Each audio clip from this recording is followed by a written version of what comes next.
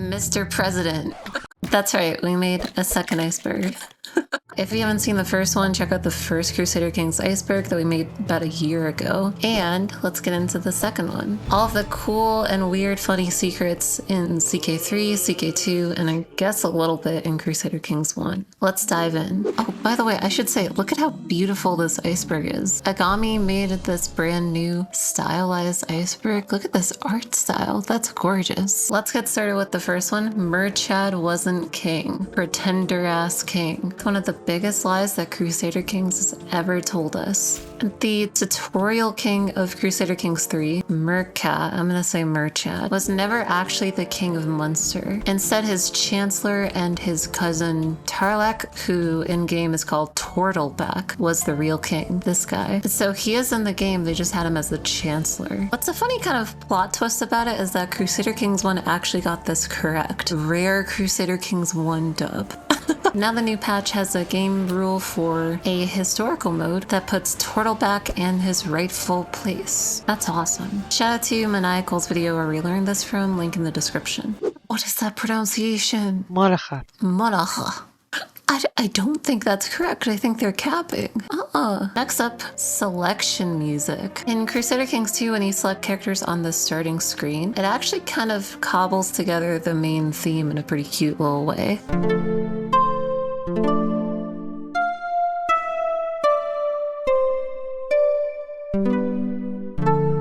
That's a really cute little secret. Muhammad had no face. Okay, well that's no portrait, I would say. I don't want people to get the wrong impression. In Crusader Kings 2, and actually in Crusader Kings 3 as well, if you look into the portrait history of certain titles, you can scroll back through the Caliphate and go all the way back to Muhammad. It's only a shield with his name, since Islam prohibits depictions of the Prophet. I don't think it's every branch of Islam, but yeah, so that's Muhammad's name on a shield. Well, that they added like a shine to it in CK3. It's the same sort of thing that you can see in the Hagia Sophia. They look huge here. My gosh. Also, funnily enough, during one of the CK3 patches, on accident, the shield had a beard and hair.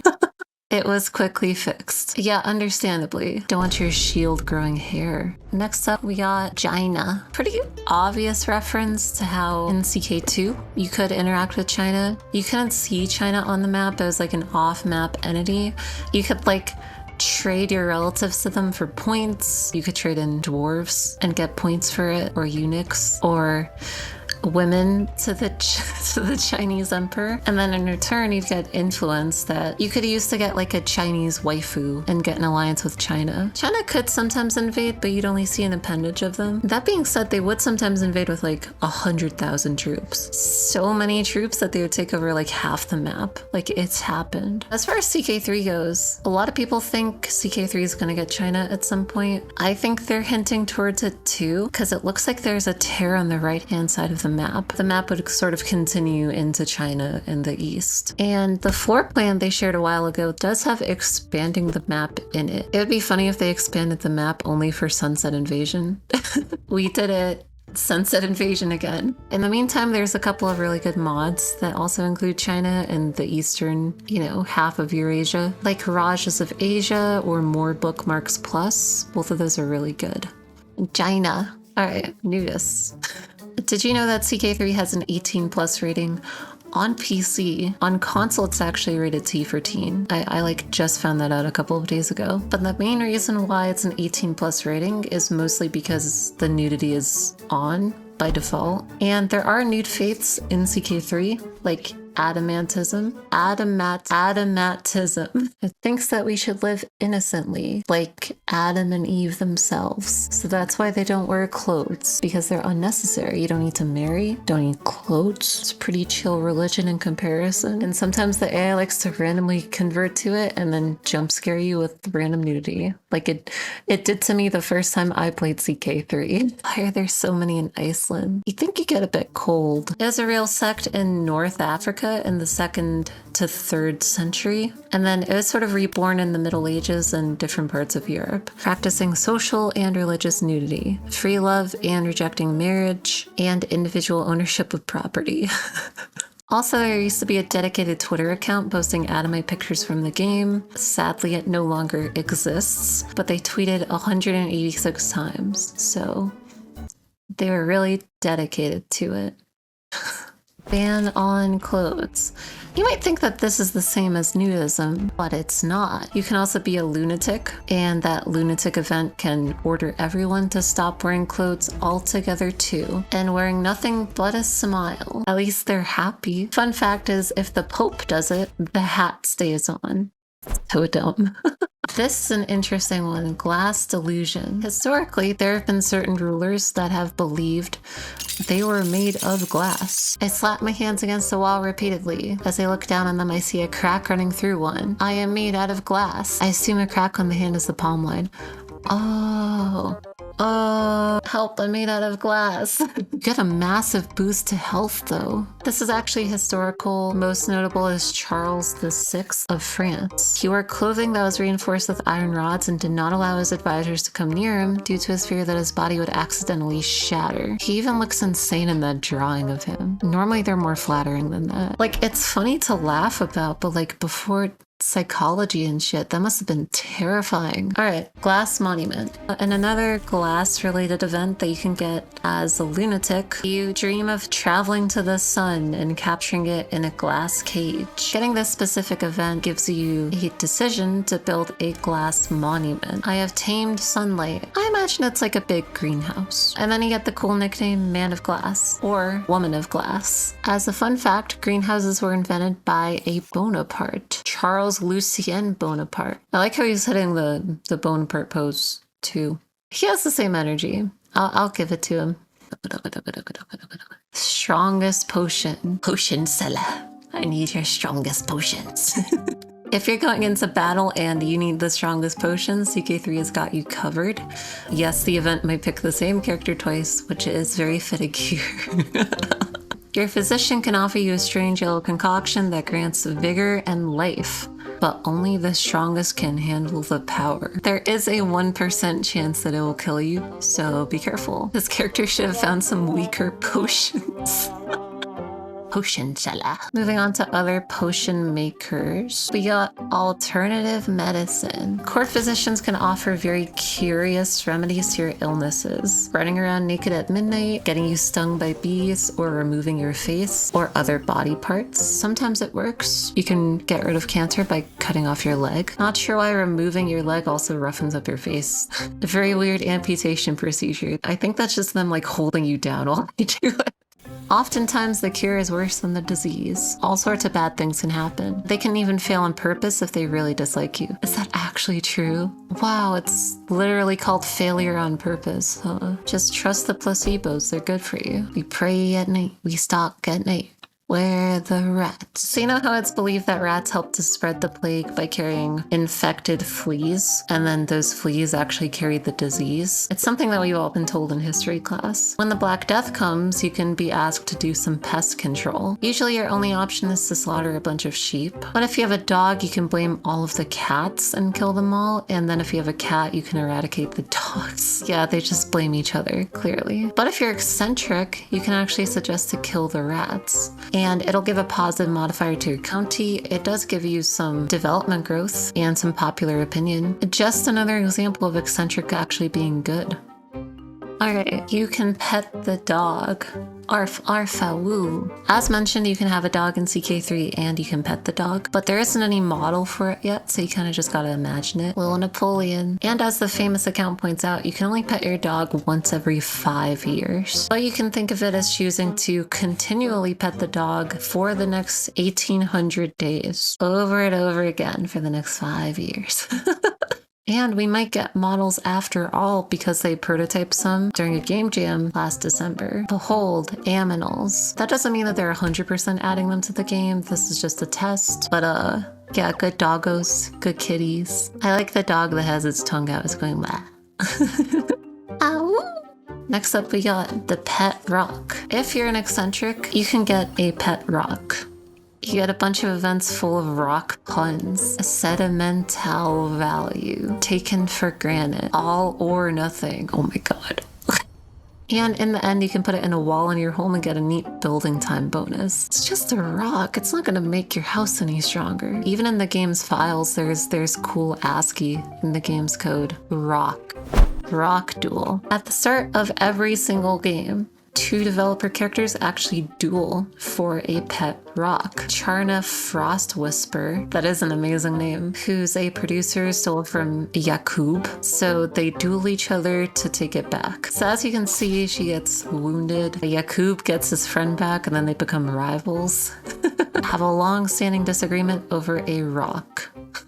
Now let's delve further into the rabbit hole, which is exactly what I said last time I bought a new computer. I didn't want to spend a bunch of time building a PC and doing a bunch of research, so I kind of just bought any computer that had decent specs. And I made a big mistake when I got this one. It's really difficult to replace any parts since it's all like proprietary and you don't have any space. It also gets really hot and it always overheats, so I need to leave the side panel off so my graphics card doesn't cook. And the worst part is I could have avoided all of those problems if I had just bought my computer from the good people over at Apex PCs, who I'm partnering with to bring you some amazing deals on high quality pre-built computers. Perfect for running all your favorite games without blowing up your wallet. The computer I want to show off today is the Streamer Plus. It's a pretty powerful computer for an even better price. Awesome thing about Apex PCs, you can upgrade it to have even more performance. Switch out the graphics card, CPU, case fans, even power connectors if you feel like it. Plus, when you're done customizing your build, you can pay it all at once or with monthly payments too. So it's already a great deal, but now it's even better. By using my code Cara at checkout, you can also score an extra 10% discount, either on this computer or any other computer site-wide. So don't wait to finally get a fantastic pre-built at a great price. Use my link in the description or pinned comment below, and use code Cara to get yourself 10% off this computer or any other PC site-wide. And thanks to them for sponsoring this video, it really makes big videos like this one possible. Now, deeper into the iceberg we go.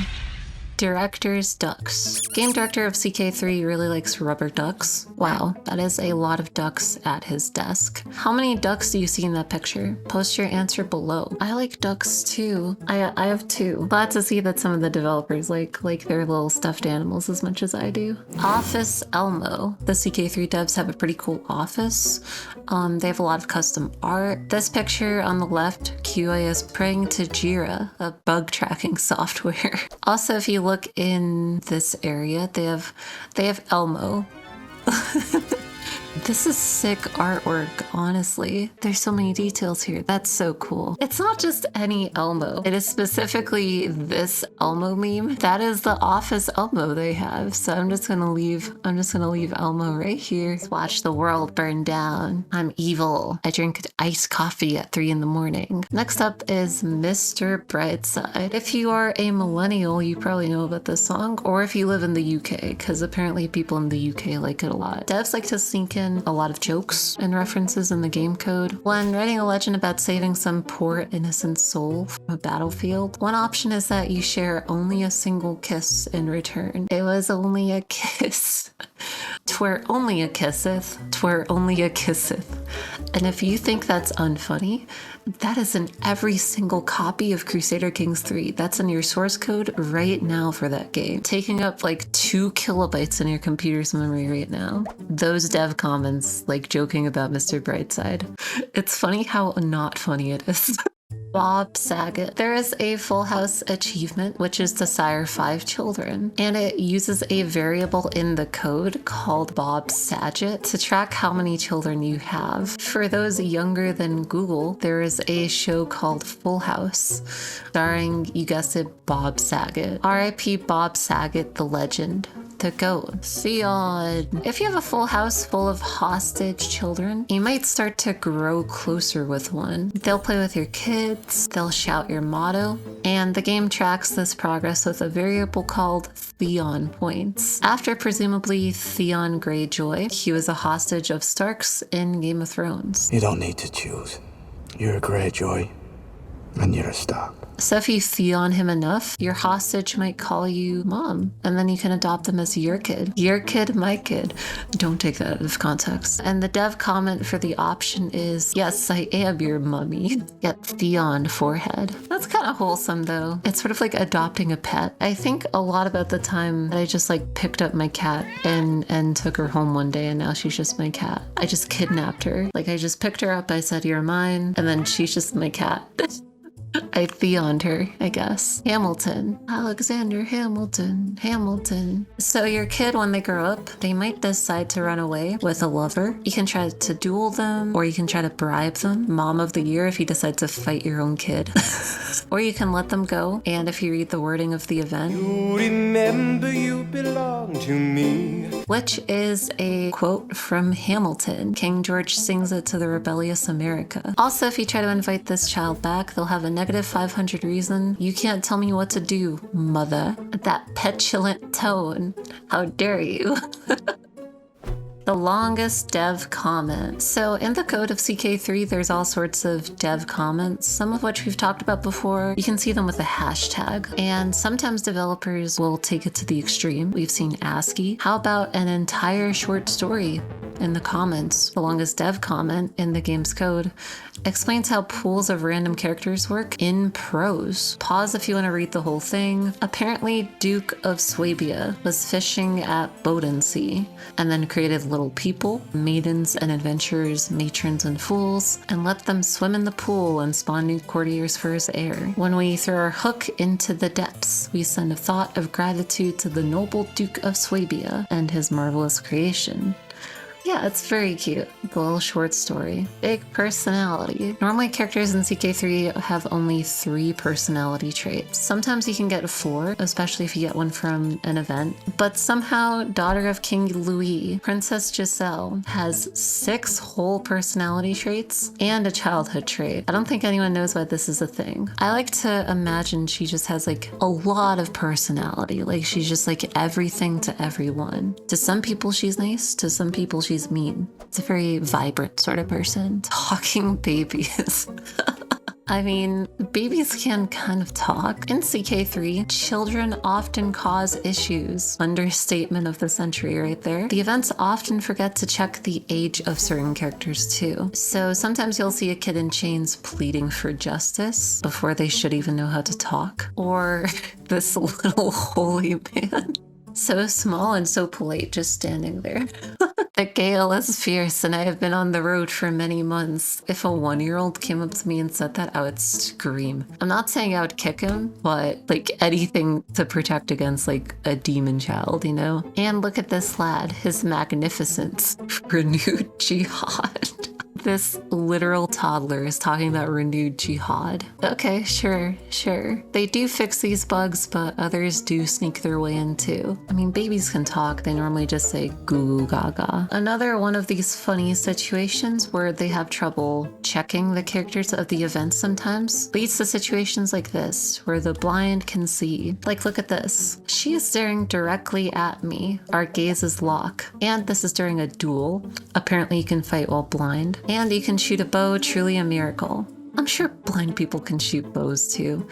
You would just kind of need to like give them some way to know where the target is. Sometimes blind people can even develop like echolocation, which is sick. So like they actually can see.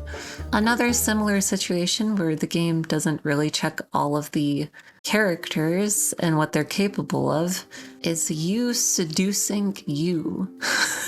So you can become your own friend. You can rescue yourself. Yeah, sometimes we need to do that for ourselves. Just pull ourselves out of those ruts. And much like Narcissus in the pool, you can seduce yourself. Your dancing seduces you. 20% you is not impressed by your dancing.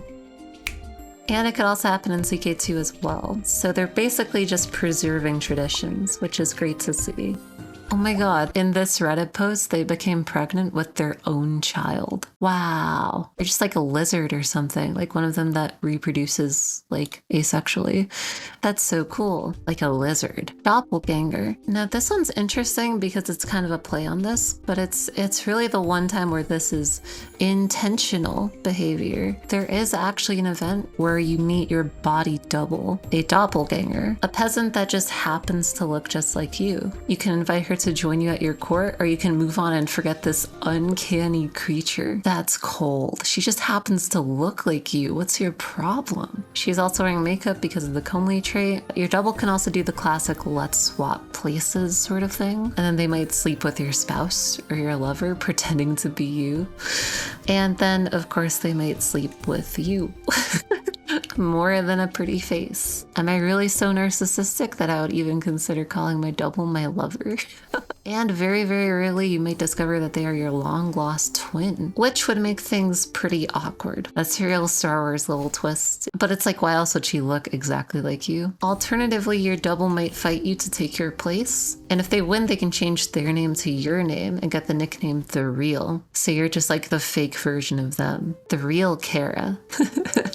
Am I losing my mind or is everyone else? That's so funny. And they get claims on all of your stuff too. That's a goated event chain. What if I'm the clone? I don't know. Gaslighting the real you into thinking that you're the fake you. All right, that is the below the surface level done. Now we have the third tier. Now time for a quick CK2 section. The music you've been hearing so far is called In Taberna. CK2 had a version with lyrics. The text is an actual medieval poem about drinking with your buds in a tavern.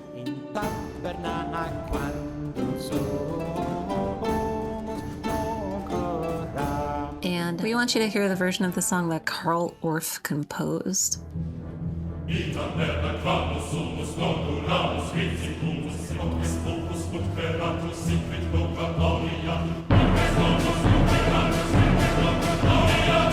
Yeah, who knew that songs can have jump scares too? That's crazy. Songs of Yuletide. This is a reference to CK2 having wonderful Christmas music, the Songs of Yuletide. And it only plays when it's December in real life.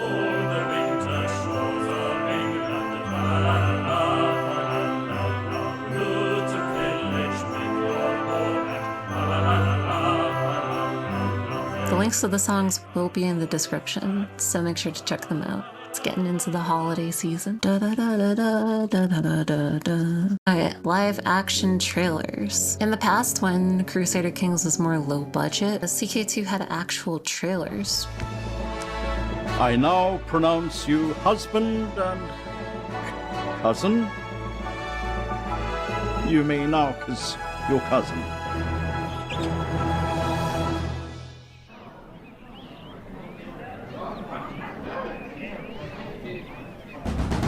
Crusader Kings 2.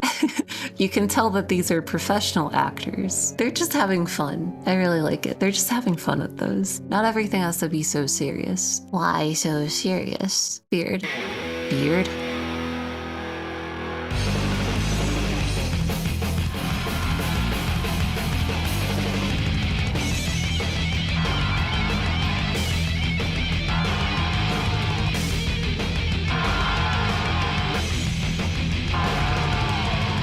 That's an official trailer for CK2, The Old Gods. That's literally edited like a Grim Cleaper video. That's really funny. Beard. Aw, Mittens. CK2 also had pets, and like with Glitter Hoof, you could appoint your cat Mittens to the council. If you could only leave the creature out of our meetings, this would not happen again, I swear. And then in defiance, you make the cat your counselor. How dare you blame little innocent Mittens? You've discovered a murder, Mittens. Clever kitty. Spy master Mittens. It says he has 0 intrigue. I feel like cats by default should at least have 10 intrigue. Like, come on. Mittens, wearing a little robe. This is a cat. I feel like they're not giving cats enough credit for how smart they are, honestly. Cats are about as smart as a toddler, I believe. Sometimes even smarter in some ways. Crazy cat lady? Maybe I'm the crazy cat lady. In CK2, you could decide to collect all of the cats and become a crazy cat lady or a crazy cat lord. I just want to hug all of them. This character surrounds herself with an alarmingly large amount of cats. I only have one, but she's a very big kitty. So sometimes, depending on where she is an alarmingly large amount of cat. Not overweight, just a Maine Coon. Just like long, you know. The same can also happen in CK3, but you'll try to collect all of the animals. My sweeties, I'll find you even more friends. Greek lag. In CK2 before 2.4, if the Greek culture grew too large, the game would grind to a halt, since every AI character of Greek culture went through every other character in the realm and considered castrating them or blinding them. They repeated this process every day. Aspirational. And I think when they removed it, like they sped up the game a lot, right? 70% of the AI demands were about castrating or blinding someone when I loaded late game Byzantine saves. 70%? I mean, there's a lot of ways they optimized CK2 because it used to run really bad and then they optimized it. 70% for that one fix. That's so good. I think that epidemics were another way that they sped up the game. As we know, CK2 had a lot of silliness. This is another CK2 thingy. Tuscan Raiders. So when you're sieging in Tuscany, specifically in Lucca, Florence, or Siena, this event can fire called Tuscan Raiders. Tuscan Raiders have attacked the siege camps out of Florence, killing many of the besieging soldiers. They will be back in greater numbers, which is a reference to Tuscan Raiders in Star Wars. The Sand People are easily startled, but they'll soon be back, and in greater numbers. I like how he kind of mumbles it in greater numbers. Gun. That just says gun. Something else that's pretty funny, the Hermetic Society can get you an actual gun, a handgun, which you kind of craft like in one of the events in the Hermetic Society. Gun. The enemy will fear to meet me on the battlefield. It gives you a ton of personal combat skill plus 25. The first hand cannons were invented in 13th century China and reached Europe by the 14th century. Technically, it's within the scope of the game, like of the later dates of the game. Guns and Crusader Kings. Who would have thought? Who would have thought? We're basically just playing For Honor now. JFK, like the airport, or like, I don't know if we can talk about this. Basically, one assassination event in CK2 references what happened to JFK. The target is traveling in an open carriage, and then you hire a few archers. The Scroll Depository, aka the Book Depository, and the Grassy Knoll, and the Lone Bowman. That is such an accurate death sound. All of the death sounds in CK2 were so brutal. Kaboom! Another notorious murder option in CK2 is to pile manure under a building and blow it up. So it's like, do you put explosives in there or does it just like naturally become explosive over time? Like, I don't really understand. Weird. CK3 has something similar, which is a reference to an actual historical event. You get an event about a foul smell and a hole in the floor above the latrines. If you ignore it, the floor collapses and 2 of your courtiers can fall in. And then if you don't help them, there's a 5% chance they'll die by drowning in excrement, which is great. The craziest part is that this actually happened in 12th century Erfurt, which was a lot worse in real life because about 60 nobles died. Whole wooden floor fell into the latrines. Wow.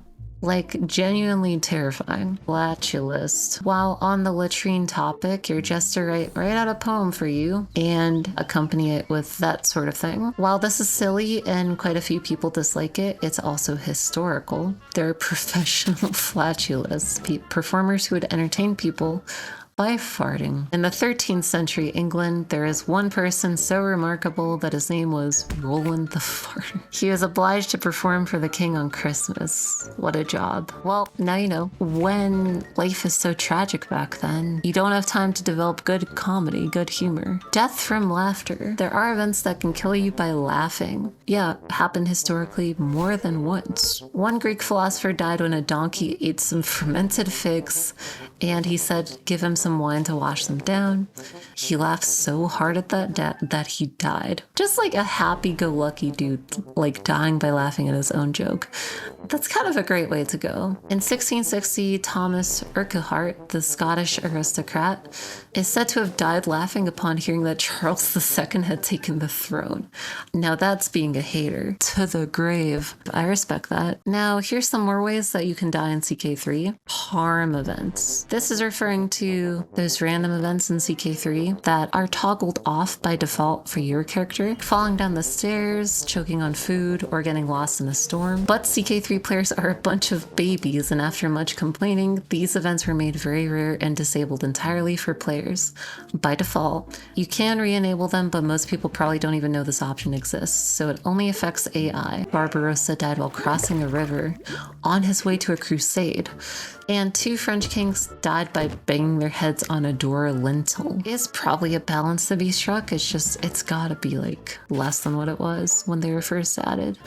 Death from cuteness. This is one that I pretty famously made a short on, the duck event. This is another way that you can get killed without harm events or anything. It's just really rare. While traveling, you meet a duck, and you can follow it to see a bunch of cute little fluffy ducklings. And then after that, there's a 5% chance you'll die from cuteness overload, and your death cause will be witness the ultimate cuteness. Very, very cute indeed. Now we are on the 4th tier. Elmo up there is so funny. Obnoxious sound. The ancient Crusader Kings 1 game had a sound whenever you clicked on a coat of arms that went womp womp.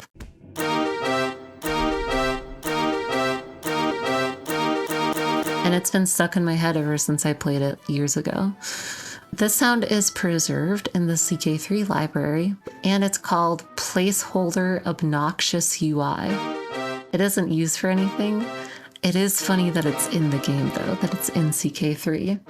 Womp womp. And it's like an earworm too, because it's like 2 notes. I think your brain just wants to finish it. Browser. Not referring to Mario. Actually, it's not a misspelling of Bowser. Did you know that CK3 used to have a browser? Stunned me when I first heard about it too.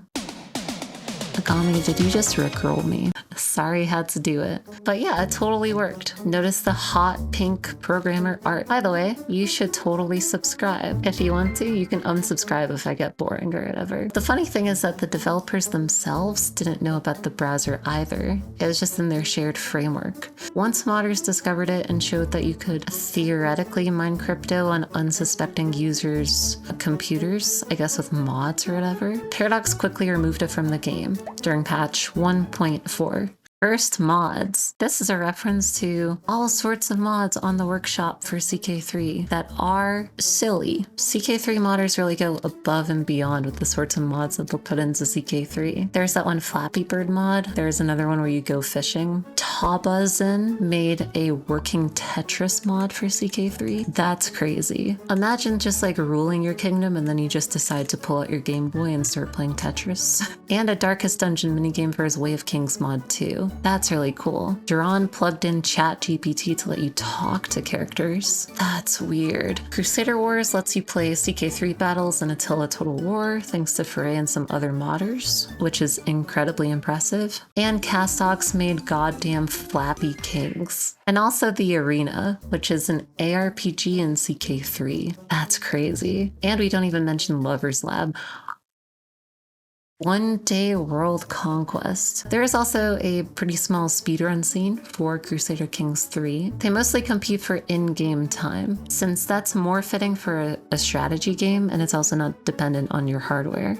Right now, the record for World Conquest on Iron Man using exploits is 1 day. It takes an hour and a half to set it up, but still. There used to be an exploit where you can send your child to be educated by someone and then grant that person as a vassal to anyone. It makes no sense, but it worked. And then you could also trick the game to switch characters without breaking Iron Man. So by the speedrun rules, it was totally legit. Oh, so it's a lot of switching characters. World Conquest before even unpausing the game. That's a less than 1 day speedrun. A World Conquest without those exploits took 22 years and involved burying your son 400 times for piety and marrying your daughter 80 times for prestige. That's CK3 for you.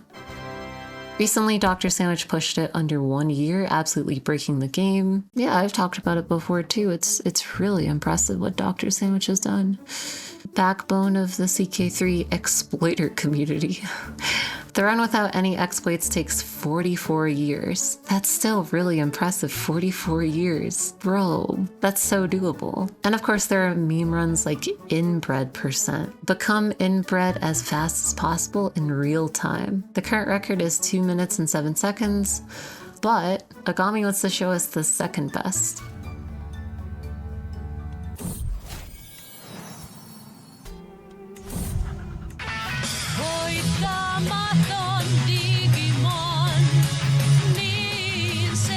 That's so funny.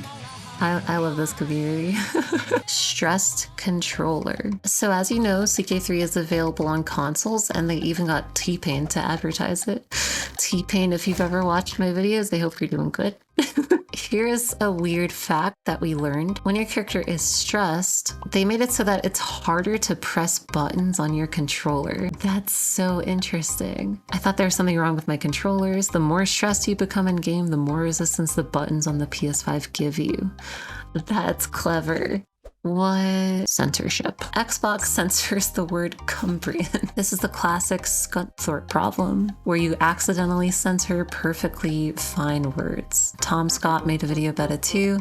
It also censors Sassanid. Next up is Ligma. Agami, what could this possibly be about? Have you heard about the disease called Ligma? Someone told me that Ninja died of it. It can spawn in CK3. It's a bloody flux, aka a dysentery.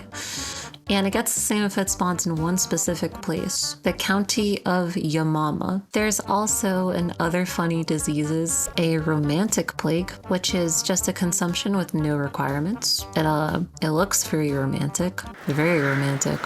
There's the 11th plague of Egypt. It does look like the Nile turned to blood. And there are cooties. It's measles that spawns in Kidderminster in England. And finally, if a smallpox spawns in Wien, the name can be Wienerpox. The shape is kind of fitting. Bad fan fiction. There is an event where a courtier shares their fanfiction. If they have low learning, every description of the protagonist mentions him having big, beautiful azure orbs. Every sentence describing a woman is excruciatingly descriptive and always features words like bouncing or jiggling. I worry about your mental health if this is something your mind created. That's harsh. Everyone's got to start writing somewhere. Even bad fan fiction is better than no fan fiction. Bad poetry. You can torture prisoners with poetry if you're a poet by writing exceptionally bad poetry. It had to be done. Poetry generator. You've probably seen love poems characters can send you when they're trying to romance you. To the brave Queen Cara, the roses upon your cheeks are the life-giving sun of my world. I would be blessed if I could hear your voice again. That's cute. Very cute. To the rowdy Queen Cara, the look in your eyes is a bowl of porridge. I would be blessed if I could watch you sleep, that I may know how you smell. Beautiful. Maybe it's meant to be free verse, or what we see is just a translation. But CK3 devs have experimented with generating poetry too. These files are unused, but they are still in the game. For example, you could send insults like these. You're uglier than a dog. Being around you is a slog. It's kind of just like ad-libs, huh? There's also 3 other attempts at generating poetry. I am pretty sure I am not Swiss. Indeed, it is the cause of all my bliss. Feel free to pause and read them. It's pretty neat. It's pretty cool. It's like ad-libs, basically. You can also send poems as insults to people. One time a character called me a flop doodle. Seg scenes. There's also an unused system for sex scenes. If we plug it in, it would look like this. Nothing graphic, just your classic paperback romance sort of stuff. There's 5 different locations with a few variations for each one. The kitchen one is funny. I might skip tomorrow's stew, however. Maidenless. Somebody actually asked for these scenes in the game, and let me show you what Trinix, the community manager, answered. Can you add fully animated scenes, please? I have only played Paradox games and I forgot what it looks like. I need to be reminded. We can't because none of us have any reference points to draw from. That is a legendary response. Yeah, shout out to Trinix. He's a cool dude too. Appreciate you, Trinix, if you happen to be watching this. My Immortal. When you go to watch a play, there is a very, very rare chance to see a play called My Immortal. The title is a random positive trait, so my intelligent, my genius, my immortal. For the uninitiated, My Immortal is an infamous Harry Potter fanfic. Oh, that's been mocked for years. And yes, the title is from the Evanescence song. The main character is called, and I kid you not, Ebony Darkness Dementia Raven Way. In the event, the name combines a random wood plus a random bird plus way. In this case, Poplar Cragenway. If you're a deviant or lustful, you can actually say you're into this. Option, I like the horny fanfiction. Unfortunately, there is a bug. If you get this event, it'll be missing the title and the bird part of the name. It is reported Agami fixed it for us so that we could see what it looks like. All right, but like it's a fanfic. They're just learning. You shouldn't clown on a fanfic too hard. All right, now we are on tier number 5. Let's see what more obscure secrets there are. A Centaur and Dryad. A CK2 had some events for lustful lunatics. For example, you might suddenly find a centaur in your stables, and then you can get pregnant from that centaur. That's cursed. And another, you find a Dryad living in a rose bush. I am bleeding all over from the cruel thorns. They do say love hurts. And somehow, today the servants found a newborn baby in a basket under the magical rose bush of my Dryad lover. You can have your own little rosebud. Fly like an owl. They do fly. They fly very quietly because they have special wings. You can also learn to fly in CK2 if you're a lunatic. You get a pet owl after scrying, and later when she dies, you say you absorbed her soul. And then you attempt to fly. I am surrounded by hay. A pigeon looks at me skeptically. I think you just jump into a hay bale and you're too crazy to realize it. CK3 also has a similar lunatic event where you proclaim yourself invincible and jump off of a tall building. Do not fear, I cannot be harmed. 20% chance you get wounded. 80% chance you stick the landing. Jumping off roofs at 50 years old with one leg. No big deal. Invention of flight. Also in CK3 in Iberia, you might meet a man who believes he can fly. He says that he's built wings for himself, and then he asks if he can test them by jumping off of your tower. You can actually say, no, I'll fly it myself, and if it works, you soared like an eagle. Now you might think that's an Icarus reference, but no. The event actually tries to fire at specific dates when 2 flight enthusiasts would have lived. Averos, who wrote on the physics of motion, and Abbas Ibn Burness, the mad lad who actually flew. He flew a considerable distance, but his back was very much hurt because he didn't make himself a tail. There's no way that actually happened. Robin Hood. You Robin the Hood. CK2 has a whole event chain inspired by Robin Hood. When you're bankrupt, you can get robber bands, and one of them can be the Merry Men. You try to capture their leader and go to the forest in disguise, but then they see through it and try to laugh you off. It's actually a pretty common event. You can hang him, or you can hire him, and then it sort of retells the whole story of him and Lady Marian joining your court and getting married. It is a very cute event chain. You can also briefly meet him in CK3 during an archery contest. He even gets a special little hood. Oh, that's cute. If you try to meet him, he quickly disappears. Monopod. If you're arrogant, you can shoot a target blindfolded or whilst balancing one leg on a fence post. What's cute is that you're more likely to succeed if you're already one-legged. Oh, because you're used to balancing on one leg. If you succeed, you'll get the nickname the Monopod. Fantastic nickname. Apparently, monopods were mythological one-legged creatures. Yeah, I've never heard of them either too. How weird. How oddly specific. Pope LARP? I thought that said Pope Lamp for a second. Pope Lamp. During a tournament, you and your knights can dress up like the Pope and Cardinals. It even says in the comments, you LARP as the Pope.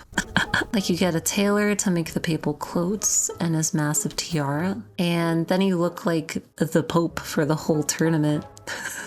And your knights look like this too. You get a fake tiara, but honestly it's kind of better than the real one. Because if you don't fill the requirements, you only get +1 prestige, but here you get +1 knight and +15 knight effectiveness.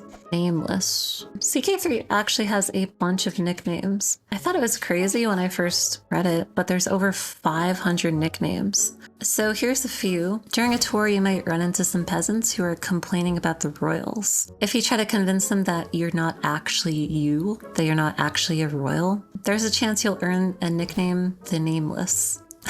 Very ironic considering the other Cara is the real Cara, the doppelganger. Unbelievable. 500 nicknames is so crazy though. I guess it makes sense. There's all sorts of things people got called back then. Aurelii testiculi.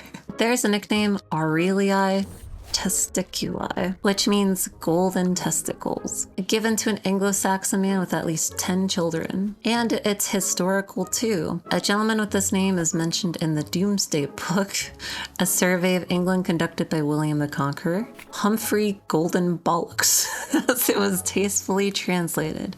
And this nickname is credited to Gibb, a modder who suggested this nickname to the CK3 team. Everyone say thank you to Gibb. Undefeated. Undefeated is a nickname that's actually really hard to get. You need to personally win 100 battles like that you command. And you can't even lose once, which is legendary enough to be called the Undefeated. I think it should be an achievement too. That's a crazy thing to do. It would be like on the tier of that one achievement where you gotta put up a bunch of rune stones. It's like basically impossible. It'd be like on the tier of that one. Scottish Pharaoh, or Scotland. In CK3, Scottish characters can claim they're the descendants of Egyptians, sons of Scota. It is from Scota, daughter of a great Egyptian pharaoh, that we call our land Scotland. She is the mother of all Scots, and it is the blood of the ancient pharaohs that flows through our veins. I've heard of the last king of Scotland, but the last pharaoh of Egypt? Now that's crazy. If you actually take this legend, you can change your language and heritage to Egyptian. In medieval Irish and Scottish legends, Scota is the daughter of an... Oh, it's real. It's an actual legend. That's so cool. Imagine speaking Egyptian, like Coptic, in Scotland. That is a weird mix.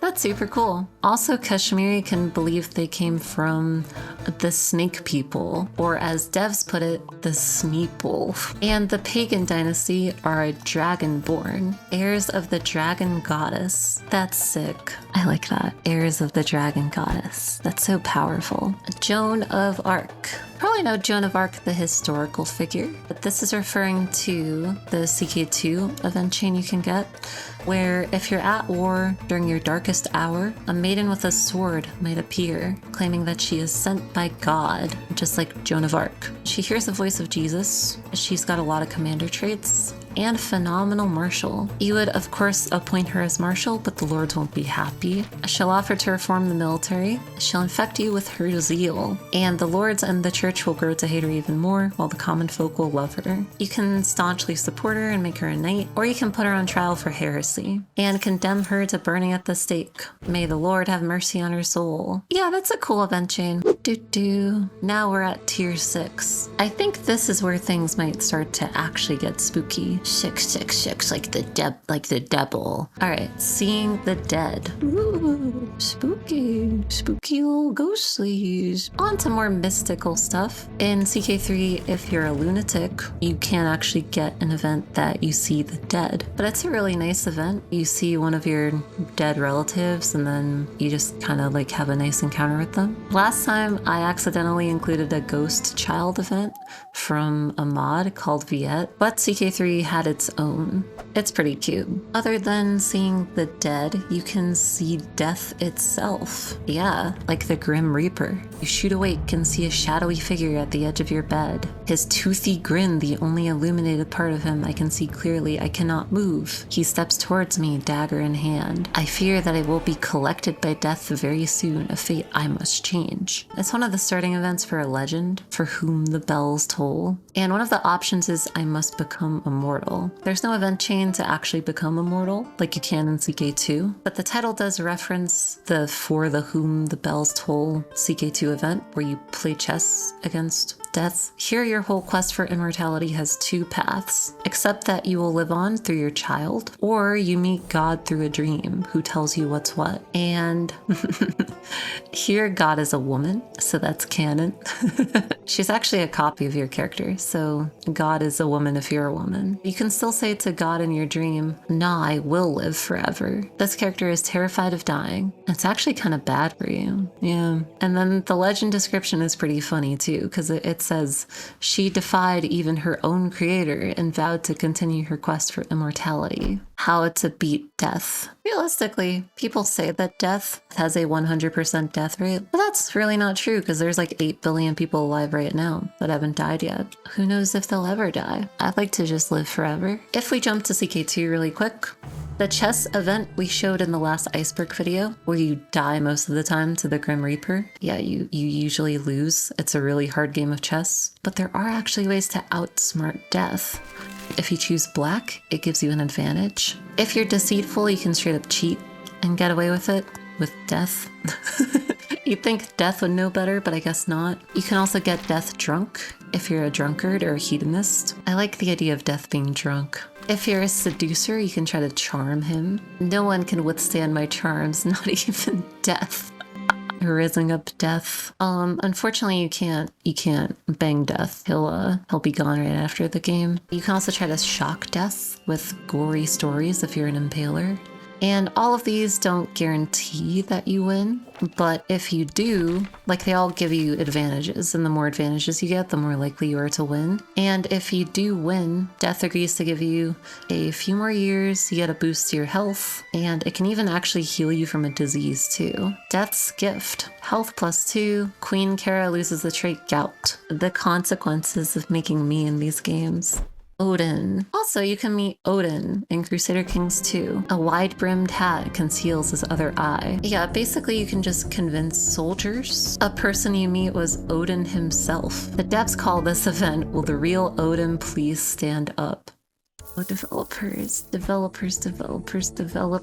I can be your angel or I can be your devil. In CK3, you can write a legend about fighting devil in your dream. A battle with Satan. In a dream, Queen Cara of Cracia battled with Satan himself. An auspicious sign that she was destined to vanquish evil. Cara grappled Satan with the strength and conviction of God pulsing through her being. Evil thwarted by a mere woman. What do you mean a mere woman? Hey.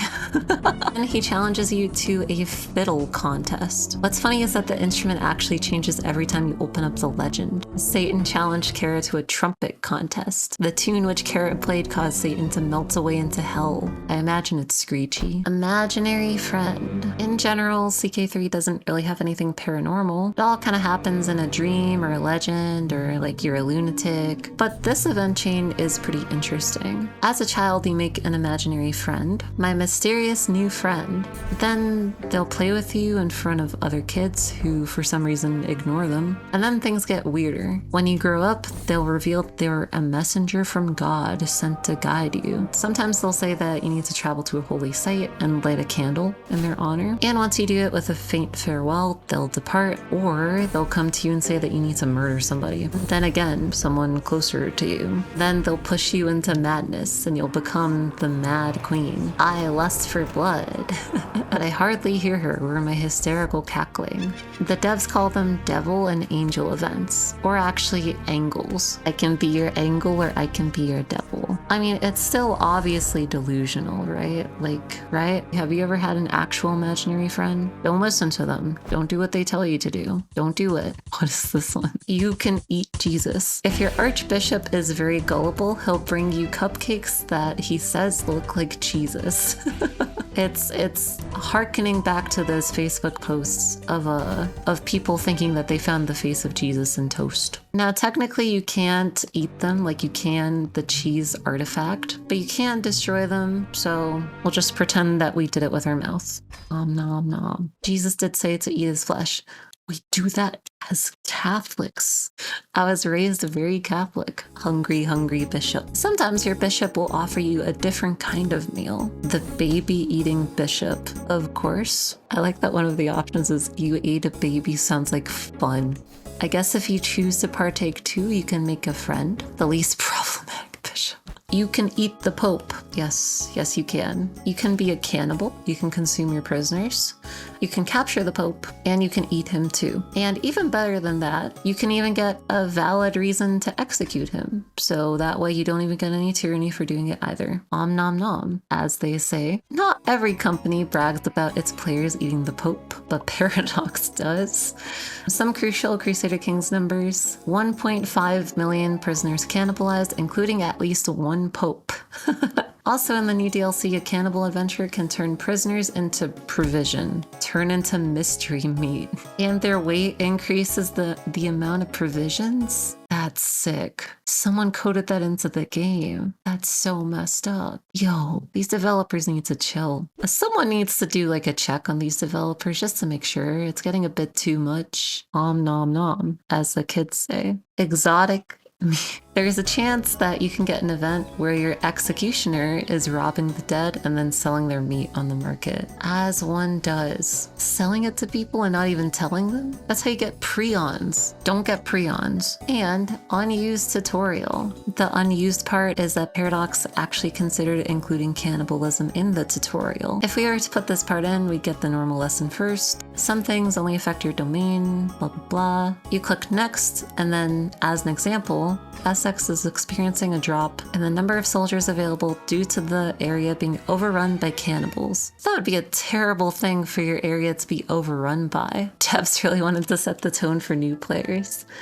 I would imagine your city gets overrun by cannibals. You know, it's like your city can be overrun by a lot of things that you can survive. Raccoons, bears, getting overrun by cannibals. Not good at all. All right, and now we are at tier 7. 7 stands for spooky.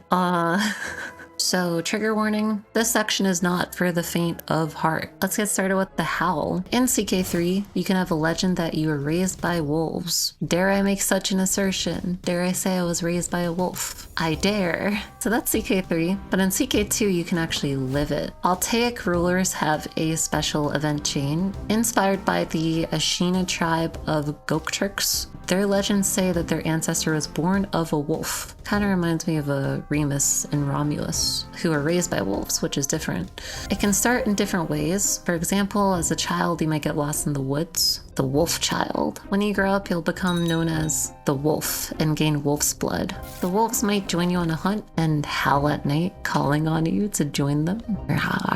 The hunt. I feel so alive. Eventually, you go out hunting with them at night and taste fresh meat. What kind of fresh meat? And return home with a wolfish grin, scaring your courtiers. Everything will be different now. I like that some of them are impressed though. They're just like, what happened? And if you're possessed, you might feel a strange pull during a full moon. Which turns you into a werewolf. Like, actually turns you into a werewolf. You get -2 diplomacy, but +10 personal combat skill. So I think it basically, you know, it's worth it. Just a little bit of werewolf. That is what CK2 is all about. You don't need to have wolf's blood for it, but it makes it much more likely. You can go on all sorts of hunts under the full moon, like killing animals or unlucky peasants and courtiers. And if you like the taste of that meat, you can become a cannibal and devour prisoners. I've heard it before. I don't like the sound of CK2. The sound design is just too good. There's also an event where if you're in the Warrior's Lodge, they might start a hunt for the Great Wolf, which is you. So you embark on a hunt with a partner who will not return home. Yeah, what was that one book called? The Hunt, The Truest Hunt or something, where someone gets like hunted by someone else. You might have heard of Sunset Invasion. How about Satan Invasion? I would hate it if Satan invaded. Somehow, the spawn of Satan returned. So in the last Iceberg video, we talked about 2 things. One is that your child might become an evil Satanist, and 2 is that with the Sunset Invasion DLC, that the Aztecs might invade Europe if you forget to turn it off. And guess what? The game can combine the 2 of them. Basically, there's a rare chance that a child of Satan will sail west, unite the Aztecs, and then bring them back here as their own demonic horde, so that you get invaded by Aztec Satanists. Wow. These invaders from beyond the sunset worship hellish demon gods. The Blessed Virgin have mercy. And the funny thing is, since the child of Satan is usually your relative, you can sometimes inherit the Aztec Empire from them. Brazen Bull. You might already know what this is. It is a historically attested execution method. If you are a Greek king of Sicily in CK2, who enjoys torturing people, you can restore the bloodline of Phalaris, who was a tyrant renowned for using the Brazen Bull. Yeah, if you happen to be unaware, trigger warning, it's a big metal contraption where you could put people into and then you roast them alive. And then their screams supposedly sound like a bull's bellows. That's pleasant. And yeah, if you do that, you can throw people in the Brazen Bull, even your vassals. If you unjustly kill your vassals, the rest of them will like you for it. And so will the common folk. Everyone likes you for that. That's good. Which is sort of how CK2 simulated the dread that we now have in CK3. Do it. Yeah, how terrible. Corpse catapult. Oh no. As much as CK2 is crazy, CK3 can be pretty gruesome too. While at war with an epidemic in your realm, you can use infected corpses as ammunition. Woof, a gruesome gift. Load up the bodies. This is historical. During the siege of Kaffa, the Mongols flung the corpses infected with the Black Death over the walls. With much success. Yeah, they spread the plague, and the results are rather gory. But they can also fling the corpses back, and then you receive your gift back, and then you can also throw what's left back again if you're a torturer. The fact that it's the words "the meat rain" in a sentence together is really, really gross.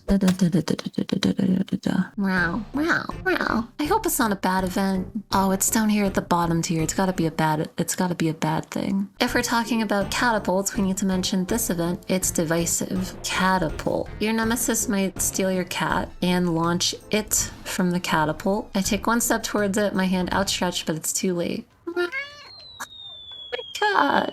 If you're strong, you can wrestle them down, and then you can tie them up and put them in the catapult and send them into the air. Wow. Which they might actually survive, just a bit injured. You get flung by a catapult and you survive? That's crazy. And if you choose to be merciful, there's a 20% chance that your cat can survive being flung. I guess it landed on all 4 feet. It should probably be a higher chance than that. Cats can survive really high falls. I guess it's more the flinging that might hurt them. Mittens, you're alive.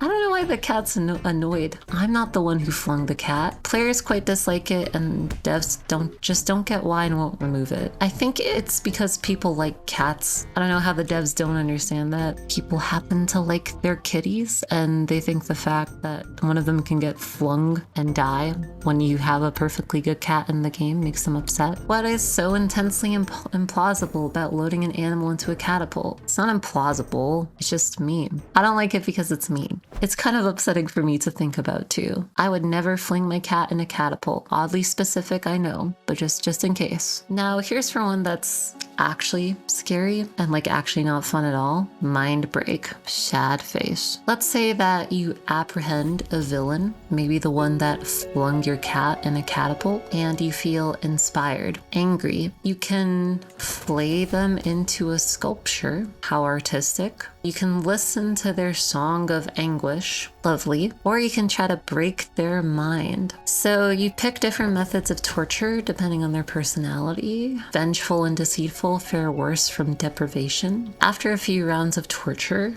you break their resolve and then you break their mind, which removes all of their personality traits. They're kind of just like puppets, except for eccentric. And then you can either release them as an empty husk, or you can reshape them and mold them into your servant. And they'll get plus 1,000 opinion of you. Wow, how horrifying. Just 1984 her. Look, she deserved it for mittens. If you fling my cat in a catapult, I guess I agree. That's taking it a bit too far. Now we move on to the dancing plague, which was a real thing historically to a debatable amount. Both CK2 and CK3 depict a dancing plague, where people start to dance uncontrollably until they fall over from exhaustion. You can choose to join the dancing and be known as the dancing queen. The dancing plague did happen in the past and no one's quite sure why. Maybe it's just mass stress, or as both games assume, ergot poisoning, which is a fungus that grows on grain. If you get poisoned, you'll keep dancing until your leg breaks. Oh gosh. It looks as if your dancing days are over. Somehow that feels like the best outcome of that event.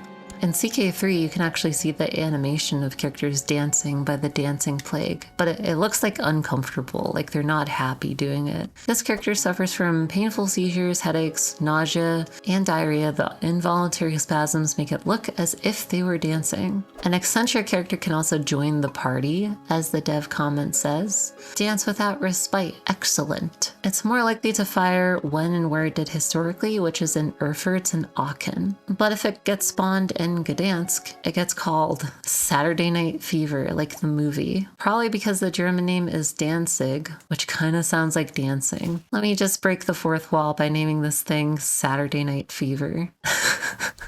Yeah, look at him go. Okay, the living dead, spooky zombies. In CK2, when the Black Death comes, you may hear rumors about the living dead. These are dark days indeed.